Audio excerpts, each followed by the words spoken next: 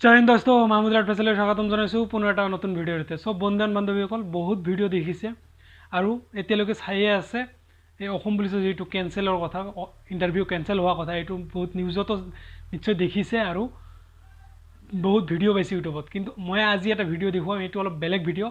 মানে বৰপেটা ডিষ্ট্ৰিক্টৰ ছাৰে কি ক'লে, আজি ল'ৰাবিলাক যিবিলাক ইণ্টাৰভিউ দিবলৈ গৈছিলে তেতিয়া কি ক'লে ছাৰে। চ' আপোনালোকে ভিডিঅ'টো শেষলৈকে চাব, স্কিপ নকৰিব, কি কৈছে মনোযোগেৰে শুনিব।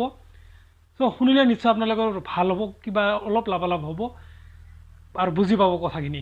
নিউজত যিখিনি কথা কৈছে আৰু ইউটিউবত ভিডিঅ'ত যিখিনি চাইছে তাতকৈ অলপ বেলেগো হ'ব পাৰে, মই কোৱা নাই যে বেলেগ হ'ব বুলি, কিন্তু আপোনালোকে নিশ্চয় ভিডিঅ'টো অলপ চালে আপোনালোকৰ নিশ্চয় অলপ হেল্প হ'ব মানে।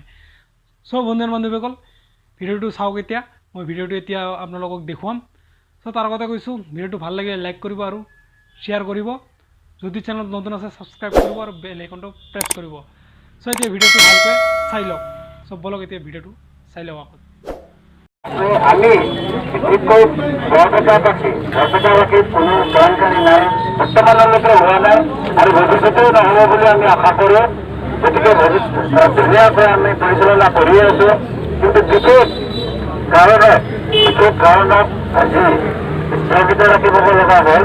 এই কাৰণতে আমি এতিয়া আপোনালোকে অৱগত কৰিব নোৱাৰোঁ। আপোনালোকে পেপাৰৰ পত্ৰ ইয়াৰ নটিফিকেশ্যন অতি সোনকালে ঘোষণা কৰা হ'ব।